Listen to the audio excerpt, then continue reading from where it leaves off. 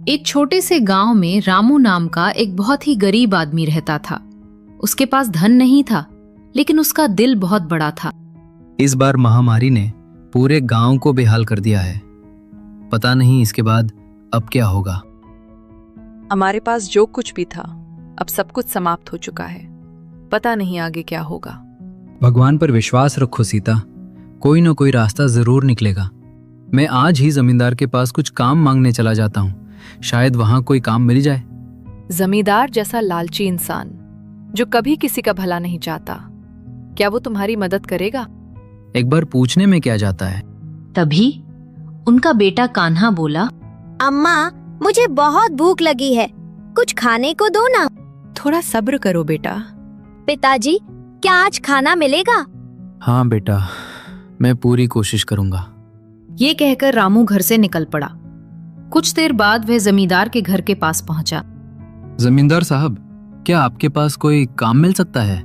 काम तुम्हारे नसीब में नहीं है। ये लो एक सिक्का और यहाँ से निकल जा। ये कहकर जमींदार सिक्का रामू पर फेंक देता है। मुझे भीख नहीं चाहिए, मुझे काम चाहिए। तुझ जैसे भिखारी को सिर्फ भीख ही मिल सकती है। अब निकल यहाँ से।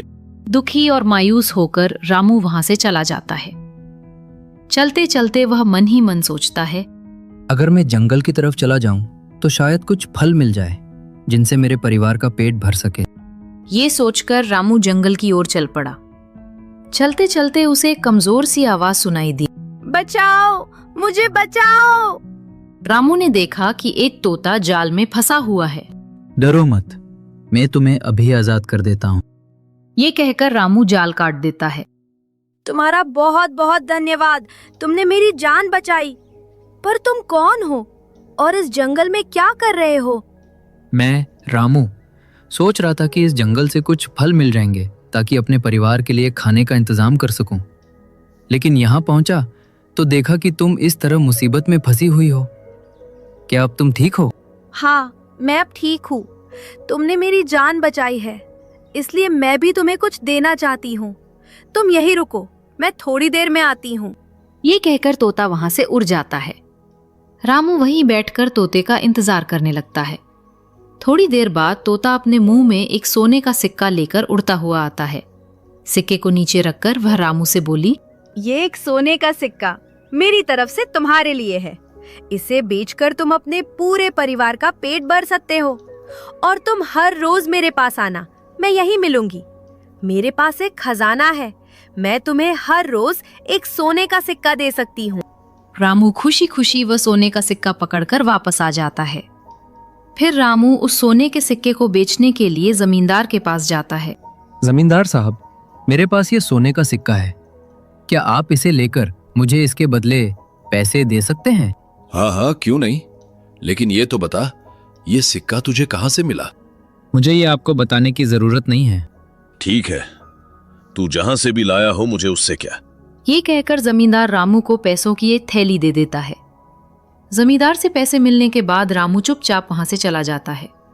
तभी जमींदार अपने एक आदमी हरिया को बुलाकर बोला, हरिया, जरा देख तो सही, इस रामू भिखारी के पास ये सोने का सिक्का कहां से आया? ठीक है मालिक, अभी से मैं रामू के पीछे लग जाता हूँ। ये कहकर हरिया रामू के पीछे पीछे चला जाता है। बाजार से खाने पीने का सामान लेकर रामू घर पहुंच जाता है। घर पहुंचते ही उसकी पत्नी सीता बोली, आपके पास तो एक भी पैसा नहीं था, फिर इतना सारा सामान कहाँ से लाए? रामू सारी बात सीता को बताता है कि कैसे उसने तोते की जान बचाई और तोते ने उसे यह सोने का सिक्का दिया।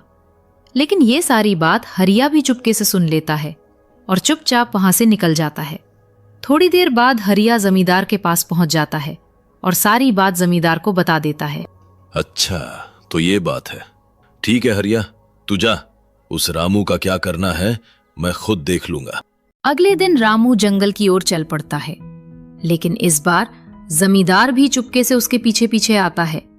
जंगल के अंदर पहुंचते ही तोता रामू को देखकर बोला, तुम आ गए, थोड़ी देर इंतजार करो, मैं अभी तुम्हारे लिए सोने का सिक्का लेकर आती हूँ। ये कहकर तोता उड़ गया।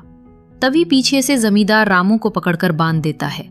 कुछ देर बाद तोता वहां पहुंचता है और देखता है कि रामू बंधा हुआ नीचे पड़ा है और जमींदार उसके पास खड़ा है। ये देखकर तोता बोला, अरे दुष्ट, तुम कौन हो और तुमने ये सब क्यों किया? सवाल तुम नहीं, मैं पूछूंगा। अगर मुझे जवाब नहीं मिला तो इस रामू के साथ साथ तुम्हें भी मरना होगा। अब बताओ, तुम्हारे पास कितने सोने के सिक्के हैं और वे सब कहाँ रखे हैं? लालच बहुत बुरी चीज है। जो तुम कर रहे हो वो ठीक नहीं है। बकवास बंद कर और बता, सारा खजाना कहाँ है? जंगल के अंदर एक गुफा है, वही सारा खजाना है। मैं वहीं से ये सोने के सिक्के लाती हूँ। ये सुनकर जमींदार बोला, ठीक है, तुम मुझे उस खजाने के पास ले चलो, मैं एक ही बार में सारा खजाना ले लूंगा। इसके बाद तोता और जमींदार दोनों जंगल की ओर चले जाते हैं। कुछ देर बाद वे उस गुफा के पास पहुंच जाते हैं। तो ये है वो गुफा, अब मैं सबसे धनवान बन जाऊंगा। ये कहकर जमींदार गुफा के अंदर चला जाता है। गुफा के भीतर वह बहुत सारे सोने के सिक्कों से भरा हुआ एक कलश देखता है।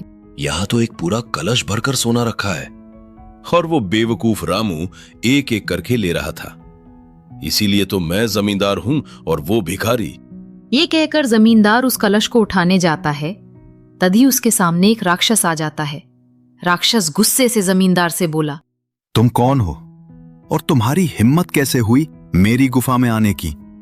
पिछले 100 सालों से मैं इस गुफा में सो रहा था। आज तुम्हारी वजह से मेरी नींद टूट गई। अब मैं तुम्हें नहीं छोड़ूंगा। मैं आर्यनगर का जमींदार हूं। मुझे नहीं पता था कि इस गुफा में तुम रहते हो। मुझे तो एक तोता यहाँ ले आया था। कौन सा तोता? यहाँ तो कोई तोता नहीं है। तभी राक्षस की नजर जमींदार के हाथ पर पड़ी। जमींदार के हाथ में सोने का सिक्का देखकर राक्षस बोला, ओह, तो तुम मेरा सोना चुराने के लिए यहाँ आए हो, लालची इंसान। ये कहकर राक्षस उस जमींदार पर कुछ जादू कर देता है, जिससे जमींदार वहीं पर बेहोश हो जाता है। दूसरी तरफ तोता उड़कर रामू के पास आता है और उसकी रस्सी खोल देता है। रस्सी खुलते ही रामू बोला, वो जमींदार बहुत ही लालची और अत्याचारी है। उसने तुम्हें कोई हानि तो नहीं पहुंचाई? जो दूसरों के साथ बुरा करता है उसके साथ भी बुरा ही होता है। लेकिन वो जमींदार कहाँ है? वो अब एक राक्षस के पास हमेशा के लिए बंदी रहेगा। कैसा राक्षस? मैं कुछ समझा नहीं, जरा खुलकर बताओ। जिस गुफा में वो सारा सोना था, उसी गुफा में एक राक्षस भी सोया हुआ था। जमींदार ने अनजाने में उसे जगा दिया। अब वो राक्षस उस जमींदार को हमेशा के लिए अपने पास बंदी बनाकर रखेगा। मैं मानता हूँ कि वो जमींदार बहुत बुरा और लालची था, लेकिन इसके लिए उसे इतनी बड़ी सजा नहीं मिलनी चाहिए।